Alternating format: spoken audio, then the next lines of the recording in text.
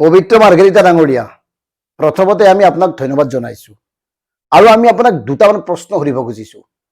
প্ৰথমতে আপোনাক ধন্যবাদ জনোৱাৰ কাৰণটো ক'লো, এই যে মুখ্যমন্ত্ৰী ডক্টৰ হিমন্ত বিশ্ব শৰ্মা ডাঙৰীয়াৰ পত্নীৰ বিৰুদ্ধে পৱন খেৰা নামৰ কংগ্ৰেছৰ জ্যেষ্ঠ নেতাজনে যিবোৰ অভিযোগ উত্থাপন কৰিছিল, যিবোৰ মানে তিনিটা অভিযোগ উত্থাপন কৰিছিল আৰু তাৰে পাছপৰ্ট কেন্দ্ৰিক এই বিষয়টোক আপুনি যিমান তৎপৰতাৰে গ্ৰহণ কৰিলে আমি ভাল পাইছোঁ আৰু ৪৮ ঘণ্টাৰ ভিতৰতে তিনিওখন দেশৰ লগত যোগাযোগ কৰি আপুনি প্ৰমাণ কৰি দিলে যে ৰিণিকী ভূঞা শৰ্মা ডাঙৰীয়ানীৰ বিৰুদ্ধে যি পাছপৰ্টৰ অভিযোগ উত্থাপন কৰা হৈছিল সেয়া মিছা, সেয়া ভুৱা। গতিকে তাৰ কাৰণে আকৌ ধন্যবাদ জনাইছোঁ। মুখ্যমন্ত্ৰীৰ পত্নীৰ ক্ষেত্ৰত আপুনি যি ধৰণে মানে আপোনাৰ তৎপৰতা প্ৰদৰ্শন কৰিলে, মুখ্যমন্ত্ৰী হোৱা হ'লে নিশ্চয় অধিক হ'লহেঁতেন। গতিকে এই কথাবোৰ বাদ দিলোঁ, আপুনি আপোনাৰ কাম কৰিলে, ভাল পালোঁ।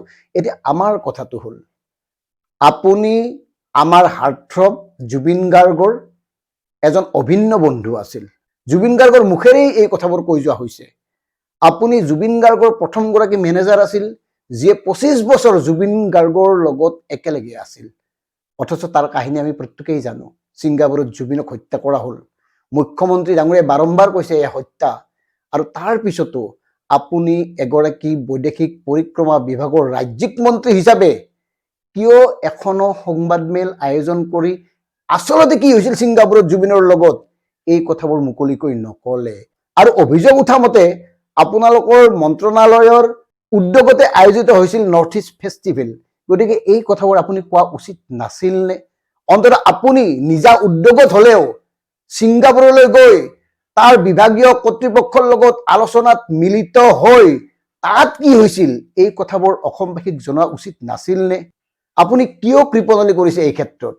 কিয় আপুনি জুবিন গাৰ্গৰ হত্যা প্ৰসংগত আপুনি বৈদেশিক পৰিক্ৰমা বিভাগৰ মন্ত্ৰী হিচাপে যি তৎপৰতা দেখুৱাব লাগিছিল দেখুওৱা নাই কিয়?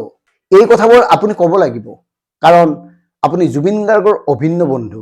আমি জুবিন গাৰ্গক ভালহে পাওঁ, শ্ৰদ্ধাহে কৰোঁ। আমাৰ লগত একো সম্পৰ্ক নাছিল।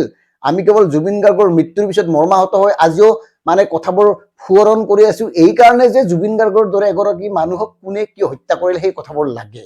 বিগত দুদিনমানত আপোনাৰ তৎপৰতা দেখি, যি তৎপৰতা আপুনি মুখ্যমন্ত্ৰী ডাঙৰীয়াৰ পত্নীৰ পাছপৰ্ট জালিয়াতিত দেখুৱালে, সেই তৎপৰতা দেখি আমাৰ মনলৈ এনেকুৱা ভাৱ আহিছে, মুখ্যমন্ত্ৰীৰ ক্ষেত্ৰত হোৱা হ'লে আপুনি হয়তো মানে নিজেই সেই দেশকেইখনলৈ গৈ এই গোটেই কামবোৰ কৰিলেহেঁতেন। কিন্তু জুবিন গাৰ্গৰ ক্ষেত্ৰত নকৰিলে। এই কাৰণটো, এই ৰহস্য, ইয়াৰ আঁৰৰ কথাবোৰ আমাৰ মতে আমি অনুমান কৰিম। গতিকে এই কথাবোৰ আপুনি ক্লিয়াৰ কৰক। আনহাতে আৰু এটা কথা মনলৈ আহিছে, পৱন খেৰাই অভিযোগ উত্থাপন কৰিছে। পৱন খেৰাৰ বিৰুদ্ধে অভিযোগ মিছা বুলি কেছ দিছে। তাতে আৰক্ষীয়ে যি তৎপৰতা দেখুৱালে, বাতৰি মতে দিল্লীলৈ গৈছে পৱন খেৰাক গ্ৰেপ্তাৰ কৰিবলৈ। এতিয়া আমাৰ কথাটো হ'ল, এই নিৰ্বাচনত অৱতীৰ্ণ হোৱা এগৰাকী প্ৰাৰ্থীৰ বিৰুদ্ধে AI এটা ভিডিঅ' প্ৰস্তুত কৰি জঘন্যভাৱে অপপ্ৰচাৰ কৰা হৈছিল। সেই প্ৰাৰ্থীগৰাকীয়েও গোচৰ দিছিল, কিন্তু আজিলৈকে কোনো তদন্ত কৰা নহ'ল। গতিকে DGP মহোদয়, এই কথাবোৰ আপোনালোকক আমি জনালোঁ। এইকাৰণে জনালোঁ, অসম আৰক্ষী সকলোৰে বাবে, আইন সকলোৰে বাবে, সাধাৰণ মানুহ এটাৰ কাৰণে আইনে যিখিনি কৰা উচিত, ধনীৰ ক্ষেত্ৰতো একেই গুৰুত্ব দিয়া উচিত, উদ্যোগপতিৰ ক্ষেত্ৰতো একেই গুৰুত্ব দিয়া উচিত, তেওঁ মন্ত্ৰী বিধায়ক যিয়েই নহওক তেখেতসকলৰ ক্ষেত্ৰতো একেই গুৰুত্ব দিয়া উচিত, কিন্তু আজিকালি দিয়া হোৱা নাই। গতিকে DGP মহোদয় এই কথাবোৰ গুৰুত্ব দিয়ক, কাৰণ আমি এই আইনৰ প্ৰতি আস্থা ৰাখোঁ, আৰক্ষীৰ প্ৰতি আমাৰ বিশ্বাস আছে, আৰু সেইকাৰণে এই কথাবোৰ ক'বলৈ বাধ্য হৈছোঁ। গতিকে প্ৰিয় দৰ্শক, কথাবোৰ মন কৰক। তেওঁলোকে যদি কৰে সেইটো লীলা, আৰু সাধাৰণ মানুহে কৰিলে ধৰি বান্ধি কিলা। এনেকুৱা এটা পৰিৱেশৰ মাজত আমি জীয়াই থাকিবলৈ বাধ্য হৈছোঁ নেকি? কথাবোৰ চিন্তা কৰিব। ধন্যবাদ। জয় আই অসম।